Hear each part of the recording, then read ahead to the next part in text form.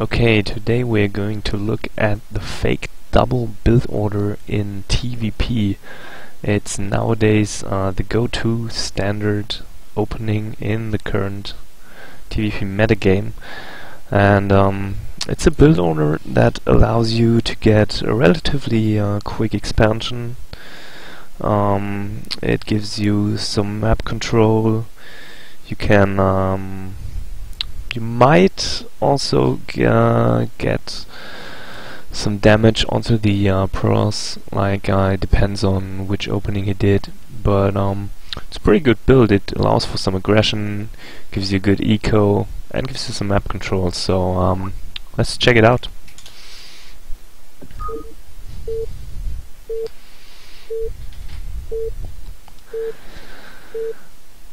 Okay, the guy we're watching is an A- or A level player, I think. I'm not quite sure, but he's pretty good. You can be, I assure you. So basically, what the push is a little push out with 6 Marines and a tank, and then you reinforce with vultures.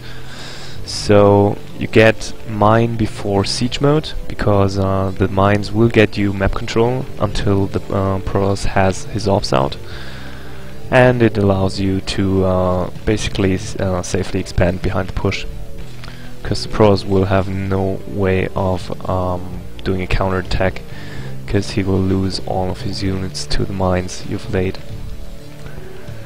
So basic build order 910 pylon. No, not pylon. It's a supply depot, sorry. The reason why he builds the supply depot here is because SCVs will spawn a bit closer to the mineral line if you put the building here, because the building influences the way the units spawn. So on 10 he basically stops making SCVs, and he will get a barracks with the SCV that built the supply depot, and he also gets the gas at 10. Then he resumes SCV production. So you get the barracks at 10, you get the gas at 10, and then you resume SCV production. So you basically cut some SCVs, but you get a much earlier gas, and the earlier gas will give you a faster siege tank. And why this is important, we're gonna see in a bit. Basically, the earlier siege tank allows you to push out a bit faster and grant you some more map control. It allows you to be more aggressive, maybe do some more damage to the Protoss. So when the barracks finishes, you get the Marine right away, and at 100 gas you'll get the factory, which he's gonna do in a second. The probe's blocking now, but he gets the factory down. So 15, 14-ish, you get the factory, and you get a supply depot right after the factory. Meanwhile, you continue making SCVs, of course, and you resume Marine production. So after you got the factory, you pull 2 guys off gas, because you won't need the gas. You'll need more minerals to get more Marines and to get the command center faster. So when the factory finishes, he's going to put down a machine shop immediately, and he scouts after finishing the second supply depot, and he continues making Marines. At 22, 26, he starts a 3rd supply depot. When the factory is done, he gets the add-on and continues making SCVs and Marines. So I think he's going to go up to like 6 Marines, about 6 Marines.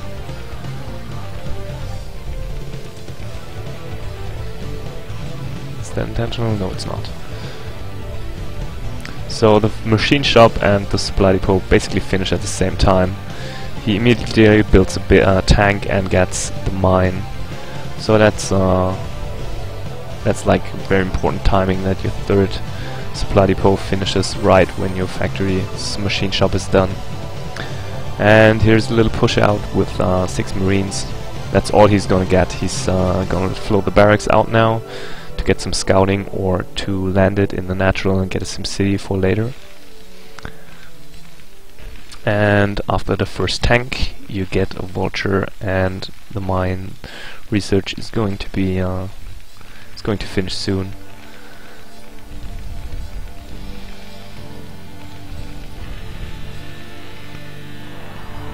And as you can see, you get more vultures to reinforce the push, and after producing the second vulture you'll have enough money to put down the command center. And of course you have to build a supply depot in between. As you can see, he gets the command center after like the second vulture, and produces a third vulture to further reinforce the push. So now that we've got a general idea of how the units, or not the units, like the units are built, and like the what's it called, the build order in general, like timing of the buildings, we're going to take a look at the way the build is being played. Like what you have to be careful about the way the push plays out, because that's very important. You have to be very careful with your first siege tank. As you might know, it's a very important fact, by the way, is that a siege tank, it takes 8 shots of dragoon to kill a siege tank. So if he has 4 dragoons, 2 volleys will kill your siege tank, and that's basically lights out for the push. If you lose your siege tank very early in the push, then the push is basically done. So after that you will have to be way more defensive than you want to be. But you can also play this this build order in a very defensive fashion. Like you can just put a push out to your to the ramp on Fighting Spirit and just lay some mines, stay defensive, load your barracks down, do a little SimCity, and expand in a very safe fashion. Safe and yet defensive fashion. So quick rundown: 9, 10 supply depot, 10 barracks, 10 gas, then resume SCV production, get the factory after the barracks is done. Here we go, barracks is done, get first marine, get the factory, get another supply depot. Yep, here we go.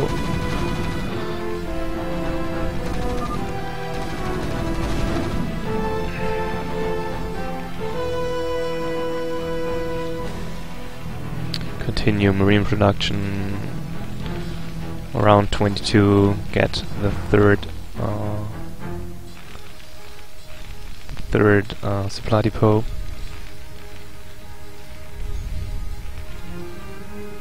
Get some more marines. Which at 100% machine shop, get the mines, get the tank. Continue producing units till you're around 6 at 28. You basically get the 4th depot. I missed that. But now we're going to look at the micro. As I said, getting the earliest siege tank is very important, because as you might know, siege tanks have a bigger range than ranged dragoons. So that means if you have a siege tank very early and your opponent doesn't even have dragoon range, you'll be able to be very aggressive. In this case the Pros doesn't have dragoon range yet, so it allows the Terran to push out a little faster, and if we pause right now, he's already pushed farther out than the bridges, and in a second his first vulture is going to get out, and he's going to have mines. So he'll be able to like maybe lay the first mine around here, and it's very easy to reinforce with vultures because they are way faster than the marine and the tank. So that's pretty nice. And what's also very important is that dragoons are faster than tanks. And what you want to be looking at as a Terran is, like, this is a pretty good example. He's keeping his units very close together. If the tank is in the back, then the pros will be able to just pick off marines one by one. He's like, just hold position, micro your marines down, your tank won't even get a shot off, and he's just going to pick away at your marine count, which is pretty bad, because if you don't have any marines to buffer left, then your tank is pretty much exposed, and you'll have to pull back. So you want to keep your tank kind of in front, but if you're too far out with your tank, he's just going to snipe it with his goons. So this is pretty slow right now. As you can see, like, the tank is in a pretty good position. Gets the first volley off, second volley, but it's, there were only 3 dragoons, so the tank survives, and he was able to pull back, do a lot of damage, and now the first vulture arrives.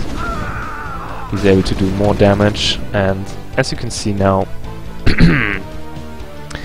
he's basically cut off the dragoons here, and he's putting down mines here, so he basically gets map control over the Protoss, because Protoss won't be able to move out of his base if he lays a few mines here, and he has basically removed these 2 dragoons from the fight, because he'll just push down a bit further with his units, so the dragoons have to pull back even farther, and then he'll move in here, and if he lays some mines here and here, he'll basically be able to put pressure on the Nexus, because the opponent went 1 gate expo. And the reinforcing vultures will also be able to put some more mines down. So let's see.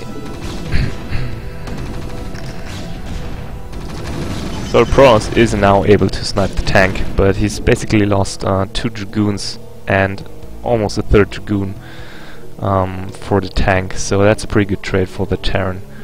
And he's not able to move out of his base because the vultures already laid mines here.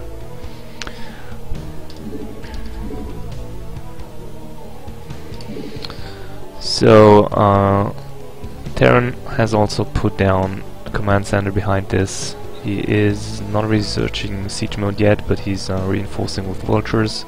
That's basically what you want to do. And if you assume, or if we assume, that your push hasn't been as successful as this push has, basically what you do is just you pull back, you get a tank, you get siege mode. I mean, you have mines, laser mines at the bridge, and the Protoss will not be able to push you until he has orbs, but that is going to be sufficient time to get out siege mode and to get out a sufficient amount of tanks.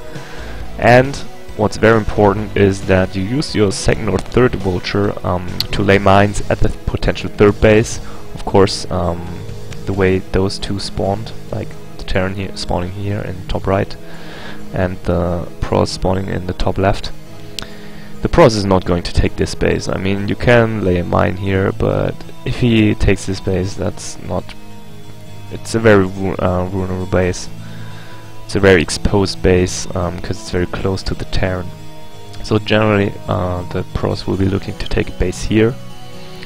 So what you want to do is get a mine down, block the Nexus, and then he'll have to commit his first observer to killing that mine if he wants to expand rather quickly, and he'll have a later scout on your main base. And just after the push, if you have established your expansion, then you can basically go into whatever you want. You can do 4 factory, a little push out, taking a 3rd behind it. You can just go 2 factory, 2 machine shops, get a ton of tanks, and take a 3rd that way. Or you can go 3 factory, 1 machine shop, like adding 2 factories now. getting 2 factory vultures and 1 factory tanks and get third behind that. Just your standard plays, or maybe a 5 factory build just as a follow-up. So that's basically the idea, and the follow-ups to a fake double built in TvP. So if you have any more questions, don't ask me, because I'm a pros player, so my